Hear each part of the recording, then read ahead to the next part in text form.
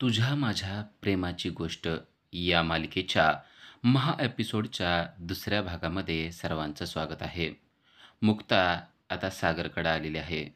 मुक्ताच्या मनामध्ये सावनीविषयी उत्कंठ प्रेमाची भावना निर्माण झालेली आहे. सावनी खूप अडचणीत आहे आणि तिला मदत करणं गरजेचं आहे, अशी तिची भावना तयार झालेली आहे आणि तीच भावना व्यक्त करण्यासाठी ती सागरच्या जवळ आलेली आहे.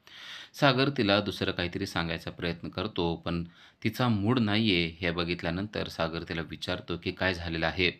तेव्हा मुक्ता सांगते की मला सावनीची खूप काळजी वाटते. सावनी घराच्या बाहेर बसलेली आहे आणि ती तशीच किती वेळ झालं बसलेली आहे. मला तिची दया येते. मला असं वाटतंय की आपण तिला पुन्हा एकदा घरात घेऊन यावं. तिच्या चुका माफ कराव्या असं स्पष्टपणे तिनं सांगितलेलं असतं. तेव्हा मात्र सागरला खूप राग येतो. सागर म्हणतो की हे काही होणार नाही. तुम्हाला माहिती आहे ना ती काय दर्जाची बाई आहे. ती काय वागलेली आहे हे सगळं आता मी तुम्हाला सांगण्याची काही गरज नाही. तिचं वागणं कधीच बदलणार नाही. ती मरेल पण तशीच वागत राहणार या गोष्टीवर माझा विश्वास आहे. तिनं आत्महत्या जरी केली ना तरी मला खरं वाटणार नाही किंवा तरीही मला दया वाटणार नाही. त्यामुळं तुम्ही मला तिच्याविषयी काहीही सांगू नका. मला तिच्याविषयी काही ऐकण्याची इच्छा नाही आहे. आपल्या घरातून ती ब्याद एकदाची बाहेर गेलेली आहे आणि आपलं घर आता चांगलं झालेलं आहे. आपलं घर आता खऱ्या अर्थानं सुखी झालेलं आहे. त्यामुळं तुम्ही तिच्याविषयी कसलीच दया बाळगू नका. ती दया करण्याच्या लायकीची नाहीये. ती एखाद्या अजगराप्रमाणे आहे. एखादा माणूस गिळायचा असला तर ते उपाशी राहतं आणि उपाशी राहून एके दिवशी अख्खा माणूस गिळून टाकतं. तशी ती सावनी आहे. तिला अख्खा माणूस गिळायचा असणार आहे म्हणून ती आता शांत राहिलेली आहे. तुम्ही तिच्या शांत स्वभावावर अजिबात जाऊ नका. ती शांत स्वभावाची बाई नाहीये. ती तुमच्या भावनांचा गैरफायदा घेतेय, असं स्पष्ट शब्दामध्ये सागर मुक्ताला सांगत आहे. तरी देखील मुक्ताला सागरचं ऐकण्याची इच्छा नाहीये. मुक्ताला अजूनही असंच वाटतंय, की सावनी आता बदललेली आहे. तर सावनी इकडे उन्हामध्ये एक बाग टाकलेला आहे, की जो अपार्टमेंटच्या खाली आहे आणि त्या ठिकाणी बसलेली आहे. सावनी सतत घराकडे पाहते आणि कोणतरी आपल्याला पाहील. घरातून पाहिल्यानंतर आपल्याविषयी दया व्यक्त करेल आणि आपल्याला घरामध्ये घेईल अशी भावना तिच्या मनामध्ये येते. पण कोण देखील तिच्याकडे पाहत नाहीये. सावनीला घरात घ्यायचा नाही असा सर्वांचा निर्णय झालेला आहे. फक्त मुक्ताला मात्र तिची अजूनही दया येत आहे. अजूनही सावनी त्या खिडकीकडे वाट बघत आहे. खिडकी उघडेल आणि आपल्याला हाक मारून कोणतरी म्हणेल, की "चल सावनी, तुला आता आम्ही घरात घेतोय." अशी तिची इच्छा आहे आणि तेवढ्यात मुक्तानं दरवाजा उघडलेला आहे. मुक्ता तिच्याकडे पाहते आणि सावनी देखील मुक्ताकडे पाहते. आता मुक्ता आपल्याला हाक मारणार आणि आपण जवळची बॅग उचलून घेऊन घरामध्ये जाणार, असं स्वप्न आणि अशा भावना सावनीच्या झालेल्या असतात. मुक्ता "अगं पटकन हाक मार" असं ती मनातून बोलत असते आणि मुक्ता देखील तिच्याकडं तेवढ्याच प्रेमाने पाहत असते. मुक्ताला देखील वाटत असतं, की आपण हिला घरामध्ये घ्यावं, पण अजून मुक्ताच्या मनात तेवढी जागा तयार झालेली नसते. मुक्ता खिडकी बंद करून टाकते आणि सावनीचं स्वप्न देखील त्याच ठिकाणी बंद होतं. सावनीचं स्वप्न देखील त्याच ठिकाणी भंग होतं आणि सावनी म्हणते, की आज आपल्याला हे काही घरात घेणार नाहीयेत. आपल्याला यांनी माफ केलेलं नाही. आता अजून किती ॲक्टिंग करावी ते मला कळत नाहीये. माझ्या ॲक्टिंगपेक्षा इथं ऊन जास्त झालेलं आहे आणि त्यामुळं मला काहीच करणं शक्य होत नाहीये. अक्षरशः सावनी लालेलाल झालेली असते, पण तिला उन्हात बसण्याशिवाय दुसरा पर्याय राहिलेला नसतो.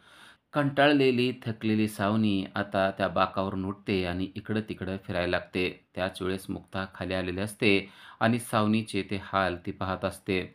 उन्हात लालेलाल झालेल्या सावनीला आपण घरात घ्यावं असं तिला वाटत असतं आणि सावनी देखील तिच्याकडं अतिशय दयेनं पाहत असते. आता ही मुक्ता आली आहे म्हणजे आपल्याला घरात चल असं म्हणेल असं तिला वाटतं. पण मुक्ता मात्र तिच्याकडं पाहते आणि तिला काहीच न बोलता निघून जाते. सावनी पुन्हा एकदा बाकावर बसते. आता अपार्टमेंटमधल्या काही बायका तिच्याजवळ येतात आणि तिची चेष्टा करायला लागतात आणि म्हणतात, "तू इथं का बसलेली आहे?" तेव्हा सावनी तिला त्यांना सांगते, की "मी इथं अशीच बसलेली आहे, जरा ऊन खायला बसलेली आहे." तेव्हा त्या बायका म्हणतात, "अगं झिंग्यासारखी लालेलाल झाली आहेस आणि इतकं ऊन खात असतात का? काय सांगायला लागलेली आहेस आणि ही बॅग कशाला तुझ्या जवळ घेऊन बसलेली आहेस?" तेव्हा सावनी म्हणते, "हां, असंच घेऊन बसले. तुम्हाला काय करायचंय?" त्या बायका म्हणतात, की "अगं तुला घरातून हाकलून दिलंय ना, हे सांग ना स्पष्टपणे. का तू त्यांची बाजू घेऊन आम्हाला सांगायला लागलेली आहेस? अख्ख्या अपार्टमेंटला माहीत आहे तुला हाकलून दिलेलं आहे आणि तू इथे येऊन बसलेली आहे. कधीपासून झालं बसलेली आहे.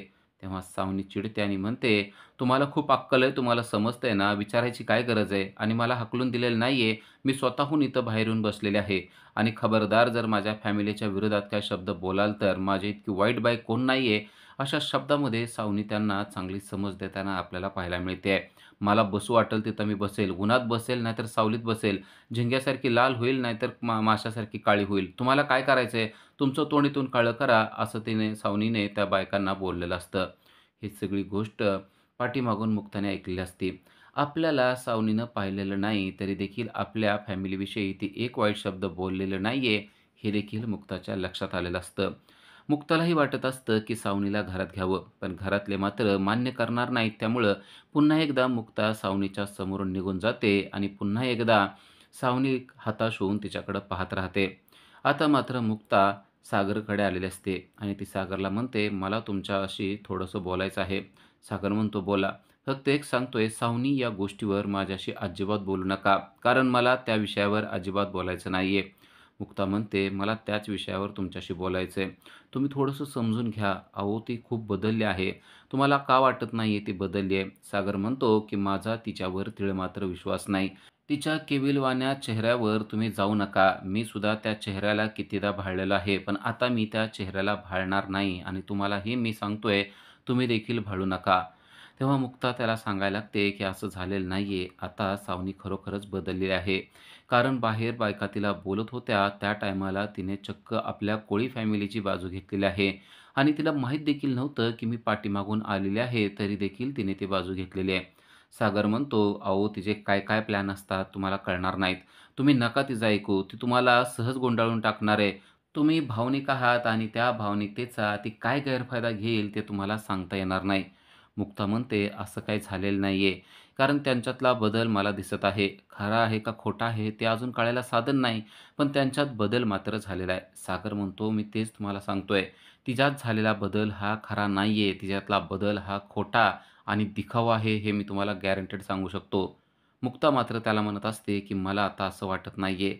आपण तिला थोडंसं समजावून घेणं गरजेचं आहे, असं मला वाटतं."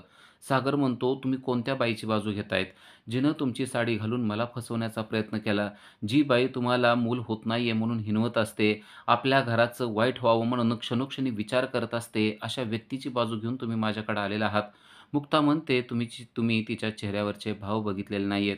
तुम्ही तिच्या डोळ्यामधले बदललेलं रूप बघितलेलं नाहीये, त्यामुळं तुम्ही असं बोलताय. मी सगळं ते बघितलंय आणि बघूनच मी तुम्हाला बोलतेय." सागर देखील आता हताश झालेला असतो. मुक्ता आपलं काहीच ऐकत नाहीये हे त्याच्या लक्षात आलेलं असतं. तो म्हणतो, "शेवटी तुम्हाला जे करायचं असेल ते करा. फक्त मी तुम्हाला एक सांगतोय, जर का तुम्ही तिला घरात घेऊन आलात, तर तिची सगळी जबाबदारी तुम्हाला घ्यावी लागणार आहे. जर का ती काही चुकीचं वागली, तर त्याची सुद्धा जबाबदारी आता इथून पुढं तुमची असणार आहे. माझ्या मनात अजूनही तिच्याविषयी तीळमात्र प्रेम नाहीये आणि तिच्याविषयी कसलीच करुणा मला वाटत नाहीये. आपण तिला घरातून हाकलून दिलंय. तिचा आणि आपला संबंध संपलेला आहे. कोळी फॅमिलीचा आणि तिचा काही संबंध नाहीये, एवढंच मला माहिती आहे." तेव्हा मुक्ता म्हणते, "तुम्ही आदित्यला काय सांगणार आहे? आदित्यचा तुम्ही विचार केलाय का? आदित्यचा देखील विचार करणं गरजेचं आहे. त्याला जर का कळलं, की आपण त्याच्या आईला हाकलून दिलेलं आहे, तर पुढं काय होणार आहे, याचा देखील थोडासा विचार करा ना." आता मुक्ताने सागरला निरुत्तर करून टाकलेलं असतं. सागरला समजलंय, की मुक्ता आपल्याला अजिबात बोलू देणार नाहीये आणि आपला कोणताच पॉइंट ती ऐकून घेणार नाहीये. आत्ता तिच्या मनामध्ये फक्त एकच विचार आहे, की कसल्याही परिस्थितीत सावनीला घरामध्ये आणायचं. सागर म्हणतो, "हे बघा मुक्ता, मी तुम्हाला सगळ्या गोष्टी समजावून सांगितल्यात. मला देखील कळतंय, की आदित्यला काय सांगायचं, पण त्याला देखील सवय होईल. पण आत्ता आपण त्यांना घरात आणणं म्हणजे आपण आपल्या पायावर धोंडा मारून घेण्यासारखं आहे." मुक्ता म्हणते, "असं काही होणार नाही. मी त्यांची सगळी जबाबदारी घ्यायला तयार आहे. मी त्यांना समजून सांगेल आणि त्या समजून घेतील असं आता मला वाटत आहे. कारण त्यांना आता घराची आणि त्यांच्या मुलांची गरज आहे. त्यामुळं आपण त्यांना थोडंसं समजून घेऊया. यावेळेस आपण त्यांना माफ करूया." असं मुक्ता सागरला सांगते. सागर आता निरुत्तर आणि हताश होऊन मुक्ताचं सगळं बोलणं ऐकून म्हणतो, की "ठीक आहे, तुम्ही आता निर्णय घेतलाच असेल, तर तुमच्या निर्णयामध्ये मी आहे. फक्त मी तुम्हाला एकच सांगतोय, की मी सावनीची बाजू कधीच घेणार नाही आणि तिने जर का चुकली, तर मी तिला माफ करणार नाही आणि जर का ती चुकली, तर ती सगळी जबाबदारी आता तुमची असणार आहे. त्याचबरोबर स्वाती आणि आईला देखील तुम्हीच समजावून सांगायचं." असं सागर तिला सांगतो. तेव्हा मुक्ता त्याला सुद्धा हो म्हणते आणि आता मुक्ता सावनीकडे आलेले आहेत. सावनी अजूनही अपार्टमेंटच्या खाली असणाऱ्या उन्हामधल्या बाकावर बसलेली आहे. उन्हाचे चटके बसत असले तरी देखील सावनी तेथेच बसलेली मुक्ताला पाहायला मिळते आणि आता मुक्ता तिच्या जवळ जाते. मुक्ता आलेले पाहून सावनीला पुन्हा एकदा वाटतं की मुक्ता आपल्याला घरी नेण्यासाठीच आलेली आहे. सावनी तिच्याकडं आशेनं पाहत आहे आणि तेव्हा मुक्ता तिला म्हणते की तुम्हाला आता इथं बसण्याची गरज नाही. सावनी म्हणते, "तू काय म्हणतेस मुक्ता? तुला समजतंय का?" मुक्ता म्हणते की "हो, अगदी बरोबरच मी बोलतेय. आता तुम्हाला मी घरी नेण्यासाठी आलेले आहे." ते ऐकल्यानंतर सावनीला खूपच बरं वाटतं. सावनीच्या डोळ्यातून पाणी यायला लागतं आणि ती म्हणते की "खरंच तुम्ही मला माफ केलं आहे का?" मुक्ता म्हणते, "हो, तुला माफ केलं आहे. पण तू जे वागतेस ते खरं वागतेस का खोटं वागते ते मला कळत नाही. पण मला असं वाटतंय की तू आता खरं वागलं तर जरा बरं होईल. कारण आम्ही सर्वजण तुझ्या वाईट वागण्याला थकून गेलेलो आहोत." तेव्हा सावनी म्हणते की "आजपर्यंत मी खूप चुका केलेल्या आहेत. पण आता मला चुका करण्याची इच्छा नाहीये. कारण मला समजलंय की मला तुमच्याशिवाय कोणाचाच आधार नाहीये. आजपर्यंत हर्ष देखील माझ्याशी चांगला वागला नाही.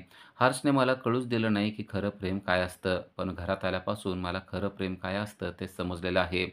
मी माझ्या मुलासाठी का होईना पण आता वाईट वागणार नाही.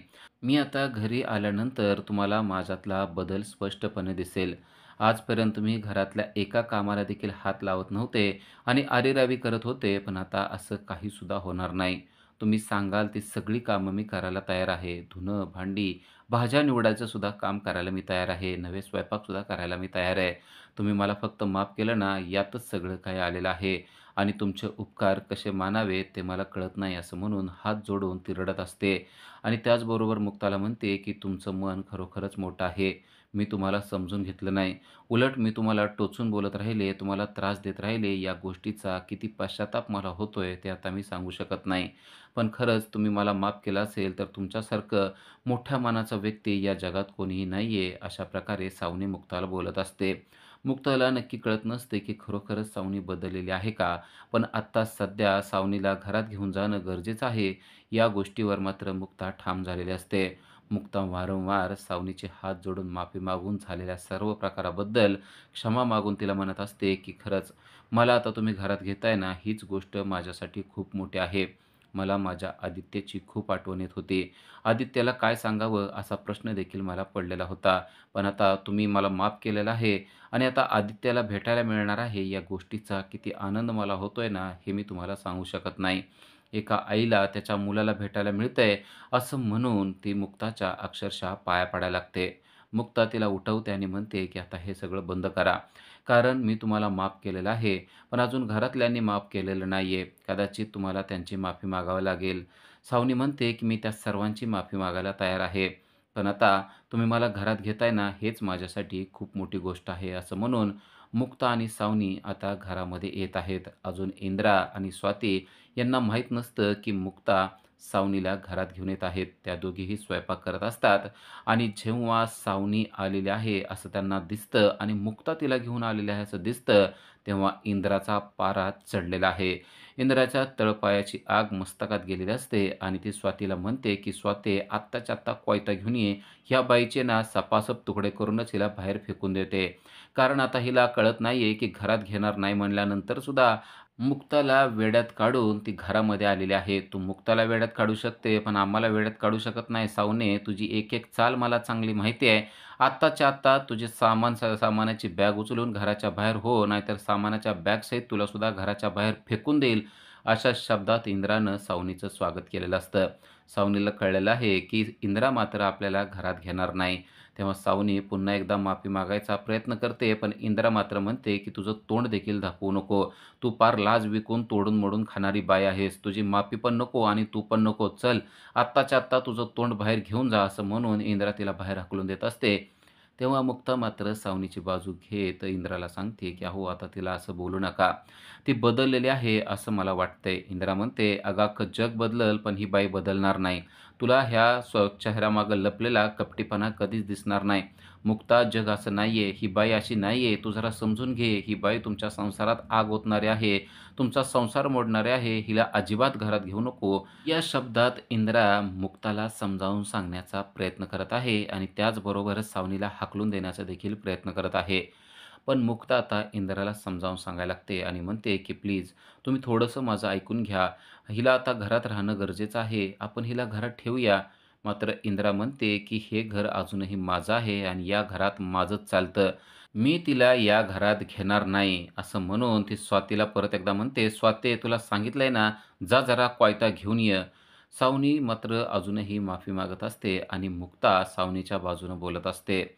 मुक्ता इंदिराला म्हणते, की "आजपर्यंत आपण तिला बऱ्याचदा माफ केलेलं आहे आणि तिनं बऱ्याचदा चुका केलेल्या आहेत, हे सगळं मला माहिती आहे. पण आत्ता मात्र सावनी बदललेली आहे, असं मला वाटत आहे." इंदिरा म्हणते, "अगं मुक्ता, तुला कुठल्या शब्दात समजावून सांगावं ते कळत नाही. ही बाई कधीच न बदलणारी आहे. तिच्या मनामध्ये किती काळे विचार चालू असतील ना, ते तुला दिसणार नाही. तुझ्या भावनिकतेचा गैरफायदा घेऊन ती घरात घुसत आहे. मी तुझ्या संसारासाठी, तुझ्या मुलासाठीच सांगत आहे. या बाईला अजिबात घरात घेऊ नको." आणि तेवढ्यात सागर आलेला असतो आणि इंदिरा सागरवर खेकसत्याने म्हणते, की "या मुक्ताला जरा समजावून सांग. ती पुन्हा एकदा या बाईला घरात घेऊन आलेली आहे."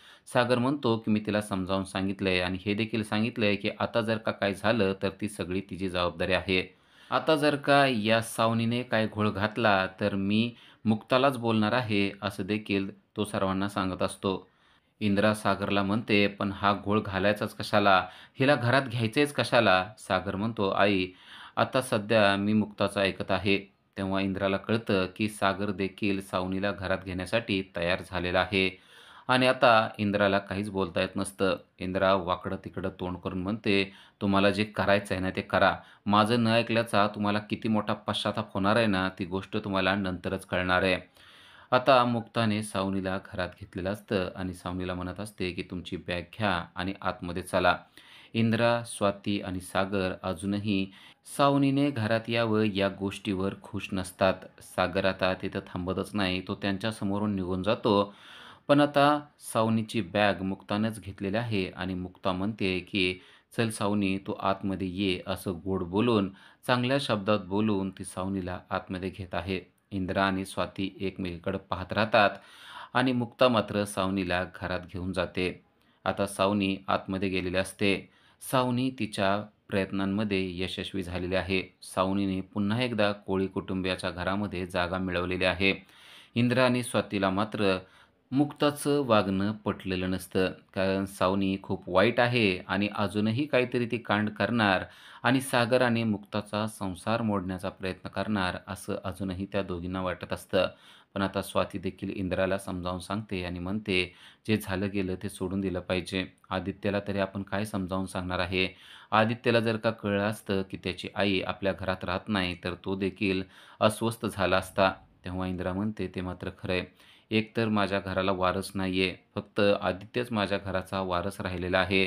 आता त्या लकीचं काय होऊन बसलंय तू बघते ना. कोळी कुटुंबाचा वारस फक्त आदित्य आहे आणि काही केल्या आदित्य घराच्या बाहेर पडला नाही पाहिजे. त्यासाठी मी काही करायला तयार आहे. राहायचं असेल तर त्या सावनीला घरामध्ये राहू दे." असं आता इंदिरा म्हणत असते आणि इंदिरा देखील आता तिला घरात ठेवण्यासाठी तयार झालेली असते. इंदिराला खूपच वाईट वाटत असतं. इंदिरा म्हणते, "माझ्या लकीला देखील आता बाळ होणार नाहीये. किती वाईट परिस्थिती माझ्या घरावर आलेली आहे. कुणाची नजर या घराला लागली ना, तेच मला कळत नाहीये."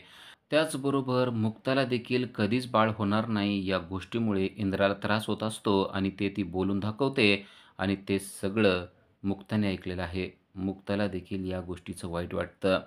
इंदिरा आणि स्वाती एकमेकीच्या गळ्यात पडलेल्या असतात आणि इंदिरा गळ्यात पडून रडत असते.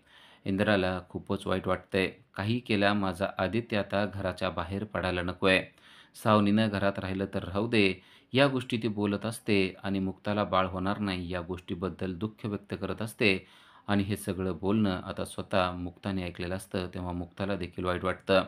सागर देखील हे सगळं ऐकत असतो आणि मुक्ता ते सगळं ऐकते हे देखील त्याने पाहिलेलं असतं. उद्याच्या भागामध्ये आपल्याला पाहायला मिळतं, की मुक्ताच्या साडीच्या पदराला आग लागलेली आहे आणि सावनी तेथेच आहे. सावनीनं ती आग विझवण्याचा प्रयत्न केलेला आहे. स्वतःच्या हातानं पटापट ती आग तिनं विझवलेली आहे आणि ती आग विझवत असताना स्वतःच्या जीवाची काळजी तिनं केलेली नाहीये. तिच्या हाताला चटके बसत असले तरी देखील तिने ती आग विझवलेली आहे. घरात आरडाओरडा झालेला आहे आणि त्यामुळं घरातले सर्व सदस्य किचनमध्ये येतात आणि पाहतात, की मुक्ताचा पदर पेटलाय आणि तो पदर सावनीनं विझवलेला आहे. तेव्हा सागर स्वतः हात जोडून सावनीचे आभार मानतोय आणि म्हणतोय, की "तुम्ही नसता तर आज काय झालं असतं?" आणि तेव्हा सावनीच्या हाताला भाजलेलं देखील तो पाहतो आणि म्हणतो, "तुमचा हात तर खूपच भाजला आहे." तेव्हा सावनी म्हणते, की "ठीक आहे, या गोष्टीचं एवढं काही नाहीये." सावनी बदलली आहे असं आता सर्वांनाच वाटतंय. कारण तिने नुसतं मुक्ताला वाचवलं नाही, तर केलेल्या कामाबद्दल तिनं कोणतीही गोष्ट कोणाला वाईट बोलली नाही. आपण जे केलंय ते आपल्याला करू वाटलं म्हणून केलंय असं फक्त ती म्हणत असते. पण त्याच वेळेत तिच्या मनामध्ये खूप वाईट विचार चालू असतात. तुम्हाला चटके द्यायचे म्हणल्यानंतर मला थोडे चटके बसणार असे विचार तिच्या मनामध्ये येत असतात.